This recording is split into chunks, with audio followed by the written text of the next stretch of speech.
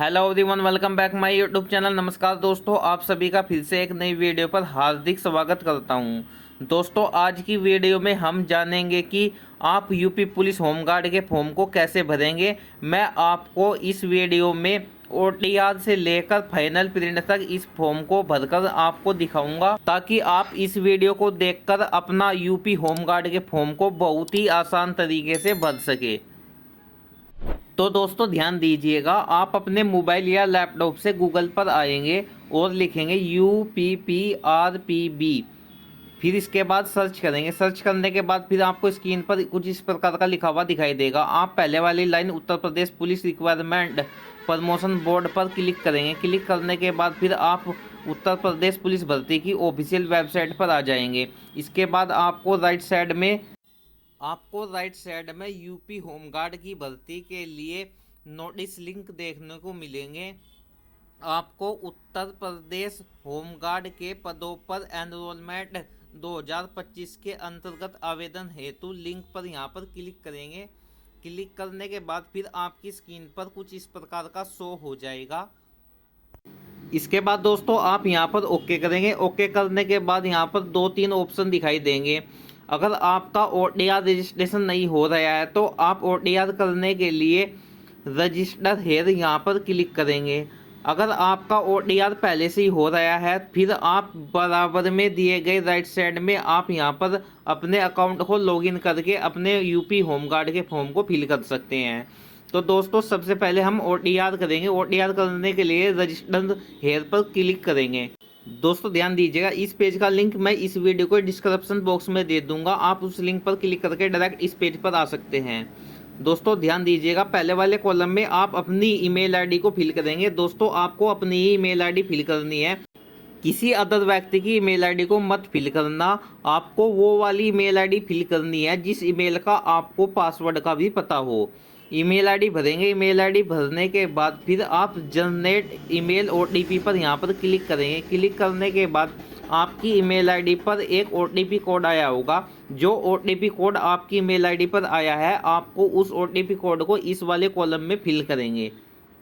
Email ID का OTP fill करने के बाद फिर बराबर में दूसरे वाले कॉलम में आप अपना खुद का मोबाइल नंबर को फिल करेंगे, किसी अदर व्यक्ति का मत फिल करना। इसके बाद फिर आप जनरेट मोबाइल OTP पर क्लिक करेंगे। OTP पर क्लिक करने के बाद फिर आपके मोबाइल नंबर पर एक OTP आया होगा। उस OTP कोड को आप नीचे वाले कॉलम में यहाँ पर फिल कर देंगे। OTP कोड फिल करने के बाद फिर आप नीचे वेरीफाई एंड प्रोसेस पर क्लिक करेंगे। क्लिक करने के बाद फिर आपको इस प्रकार का लिखा हुआ दिखाई देगा। इसके बाद आप यहाँ पर चेक मार्क पर क्लिक कर देंगे। इसके बाद आप नीचे आएंगे। नीचे आने के बाद फिर आपको एक आईडी देनी होगी, जैसे कि आपका Aadhaar card, PAN card, voter card. आप किसी भी माध्यम से वेरीफाई कर सकते हैं। मैं आधार कार्ड से करता हूं। पहले वाली लाइन पर आधार कार्ड पर क्लिक करने के बाद फिर आप इस वाले कॉलम में आएंगे। यहाँ पर आप अपने आधार कार्ड नंबर को फिल करेंगे। आधार कार्ड नंबर फिल करने के बाद फिर आप जनरेट आधार OTP पर क्लिक करेंगे। क्लिक करने के बाद जो आपके आधार कार्ड में मोबाइल नंबर अपडेट है उस मोबाइल नंबर पर एक OTP कोड आया होगा। आप उस OTP कोड को इस वाले कॉलम में फिल करेंगे। OTP कोड फिल करने के बाद फिर आप वेरीफाई एंड प्रोसेस पर क्लिक करेंगे। इसके बाद आपको इस प्रकार का शो हो जाएगा। फिर आपको अपनी राष्ट्रीयता नेशनलिटी को सिलेक्ट करना है। आप यहाँ पर सिटीजन ऑफ इंडिया कर देंगे। इसके बाद फिर आपको अपनी 10वीं के मार्कशीट के अकॉर्डिंग ही अपने नाम, जन्मतिथि, अपने पिता के नाम को फिल करना है। यहाँ पर पहले वाले कॉलम में आप अपने मार्कशीट के अकॉर्डिंग अपने नाम को फिल कर देंगे। फिर नीचे वाले कॉलम में अपनी मार्कशीट के अकॉर्डिंग ही अपनी जन्मतिथि को फिल कर देंगे। फिर आप नीचे आएंगे, यहाँ पर जेंडर सेलेक्ट करेंगे, मेल या फीमेल। फिर इसके बाद बराबर में लेफ्ट साइड में आएंगे। आप यहाँ पर अपने फादर के नाम को फिल करेंगे। फिर बराबर में राइट साइड में भी आप अपने फादर के नाम को फिल कर देंगे। इसके बाद फिर आप प्रोसेस पर आएंगे और यहाँ पर क्लिक करेंगे। क्लिक करने के बाद फिर आपको इस प्रकार का शो हो जाएगा, यानी कि अब आपको एक पासवर्ड बनाकर यहाँ पर फिल करना होगा। आपको पासवर्ड अपनी पसंद का बना लेना है। आपको पासवर्ड कुछ इस प्रकार का बनाना है। मैंने बराबर में एग्जाम्पल दे दिया है। दोस्तों जो पासवर्ड आप बनाएंगे इसको आपको याद रखना है या आपको कहीं पर लिख कर रख लेना है। पासवर्ड फिल करने के बाद फिर आप नीचे यहाँ पर चेक बॉक्स पर क्लिक करेंगे। इसके बाद फिर आप नीचे आएंगे preview and create an account पर क्लिक करेंगे। क्लिक करने के बाद फिर आपकी स्क्रीन पर आपका नाम, जन्म तिथि, जेंडर और आपके पिता का नाम शो हो जाएगा। आपको चेक कर लेना है। चेक करने के बाद फिर आप नीचे यहाँ पर चेक बॉक्स पर क्लिक करेंगे। क्लिक करने के बाद आपको अच्छी तरीके से एक बार पुनः चेक कर लेना है कि आपका नाम, जन्म तिथि, पिता का नाम, जेंडर सही है। इसके बाद आप क्रिएट एन अकाउंट पर क्लिक करेंगे। इसके बाद दोस्तों आप नीचे प्रोसेस वाले ऑप्शन पर आएंगे और यहाँ पर क्लिक करेंगे। क्लिक करने के बाद फिर आपका OTR सक्सेसफुल हो जाएगा। OTR हो जाने के बाद फिर आप लॉगिन करेंगे। लॉगिन विद अकाउंट पर यहाँ पर क्लिक करेंगे। क्लिक करने के बाद जो आपने OTR में अपना मोबाइल नंबर या अपनी ईमेल आईडी फिल करी थी, आप कोई भी मोबाइल नंबर या ईमेल आईडी को फिल करेंगे। इसके बाद नीचे आएंगे और अपने पासवर्ड को फिल करेंगे, जो पासवर्ड आपने बनाया था। फिर नीचे आकर आप यहाँ पर चेक बॉक्स पर क्लिक करेंगे, वेरीफाई हो जाएगा। इसके बाद फिर आप नीचे वाले कॉलम में लॉगिन पर क्लिक करेंगे। फिर इसके बाद आप सेंड OTP टू फोन वाले ऑप्शन पर यहाँ पर क्लिक करेंगे। क्लिक करने के बाद आपके मोबाइल नंबर पर एक OTP कोड आया होगा, आप उस कोड को यहाँ पर फिल कर देंगे। OTP कोड को फिल करने के बाद फिर आप लॉगिन पर क्लिक करेंगे। लॉगिन पर क्लिक करने के बाद आपका अकाउंट लॉगिन हो जाएगा। इसके बाद आप नीचे आएंगे, ऑनलाइन एप्लीकेशन पर यहाँ पर क्लिक करेंगे। क्लिक करने के बाद फिर आपको यहाँ पर यूपी होमगार्ड का फॉर्म देखने को मिल जाएगा। आप नीचे चेक बॉक्स पर आएंगे और फिर इसके बाद अप्लाई पर क्लिक करेंगे। क्लिक करने के बाद फिर आपका फॉर्म ओपन हो जाएगा। यहाँ पर आपका नाम, आपकी जन्म तिथि, पिता का नाम शो हो जाएगा। आपको केवल अपनी मदर का नाम को फिल करना है। अपनी मदर का नाम को फिल करने के बाद फिर आप बराबर में नीचे आएंगे, वैवाहिक स्थिति पर आप यहाँ पर मैरिड या अनमैरिड को सिलेक्ट कर लेंगे। इसके बाद क्या आप उत्तर प्रदेश के मूल निवासी है, आप यहाँ पर यस करेंगे। फिर इसके बाद नीचे वाले कॉलम में अपने ज़िले को सिलेक्ट करेंगे, जो भी ज़िला आपका होगा। इसके बाद फिर आपको मूल निवास जारी करने वाले अधिकारी को सिलेक्ट करेंगे, जिस अधिकारी ने निवास प्रमाण पत्र जारी किया है। जैसे कि मैंने यहाँ पर SDM सिलेक्ट कर लिया है। इसके बाद जो भी आपके निवास प्रमाण पत्र में जो भी जारी करने की डेट लिखी होगी, आप उस डेट को यहाँ पर सिलेक्ट करेंगे। डेट सेलेक्ट करने के बाद फिर आप नीचे आएंगे, कॉलम में आप अपने निवास प्रमाण पत्र के आवेदन क्रमांक को यहाँ पर फिल करेंगे। आवेदन क्रमांक फिल करने के बाद फिर बराबर में दिए गए अपने प्रमाण पत्र क्रमांक को फिल करेंगे।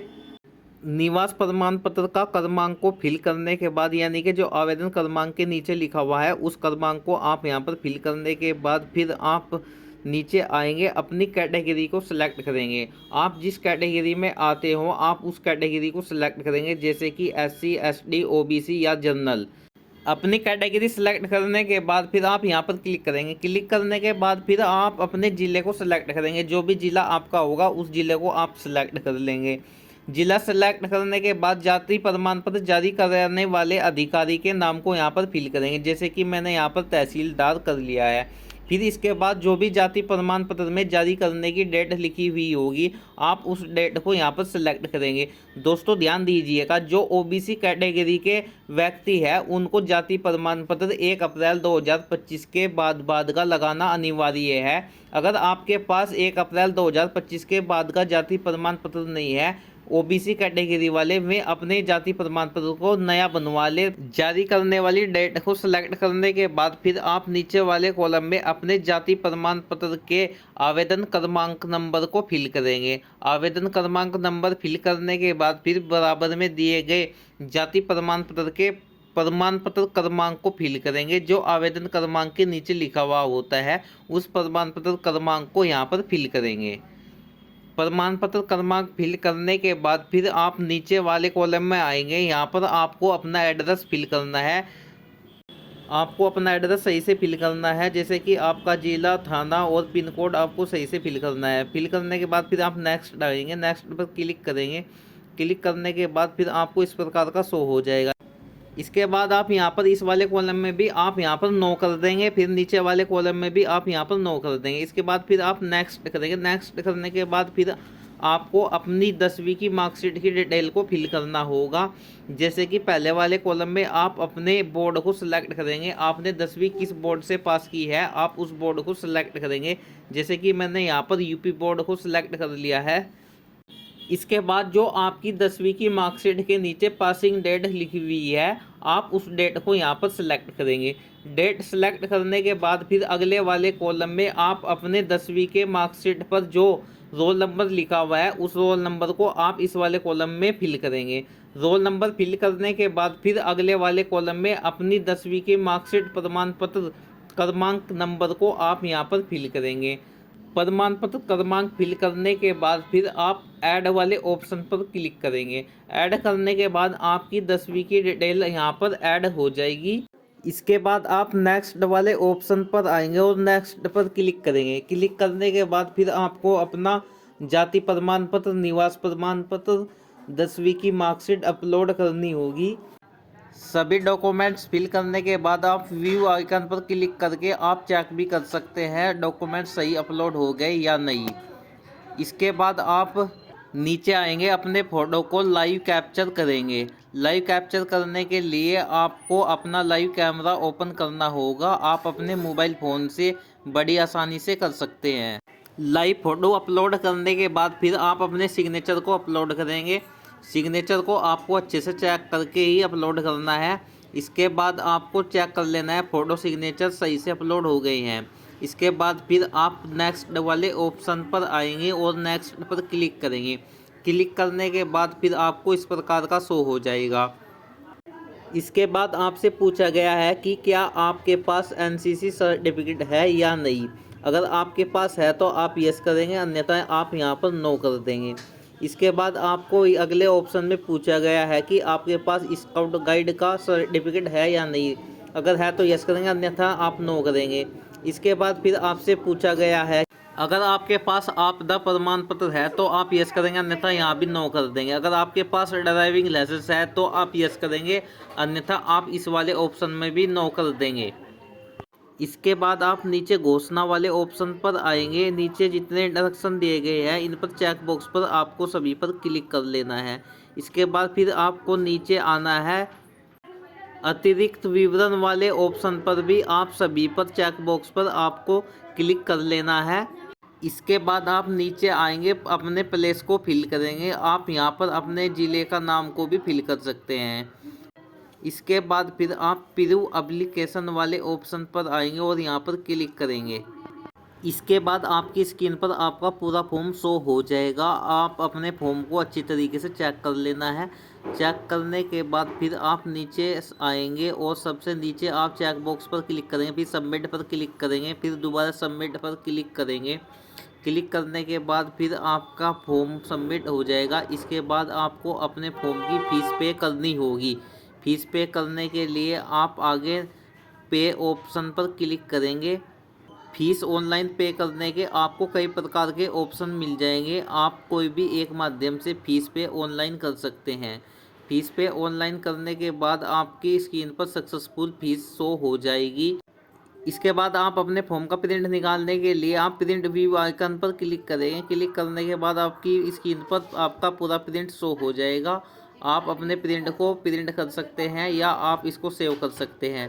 दोस्तों, इस प्रकार से आप यूपी होमगार्ड के फॉर्म को बड़ी आसानी से फिल कर सकते हैं। अगर आपको यूपी होमगार्ड का फॉर्म फिल करने में किसी भी प्रकार की कोई प्रॉब्लम आ रही है या आपको कोई जानकारी लेनी हो तो आप इस वीडियो के कमेंट सेक्शन में जाकर आप मुझसे पूछ सकते हैं। मैं आपकी पूरी हेल्प करूंगा। दोस्तों, अगर आपको यह वीडियो अच्छी लगी हो तो इस वीडियो को अपने दोस्तों के पास शेयर करना, ताकि मैं भी इस वीडियो को देखकर अपने यूपी होमगार्ड के फॉर्म को फिल कर सके। दोस्तों, अगर आपने मेरे चैनल को अभी तक सब्सक्राइब नहीं किया तो चैनल को सब्सक्राइब कर लेना, बेल आइकन प्रेस करके नोटिफिकेशन ऑन कर लेना, ताकि आपको चैनल पर अपडेट वीडियो की जानकारी आपको मिलती रहे। Thanks all of you.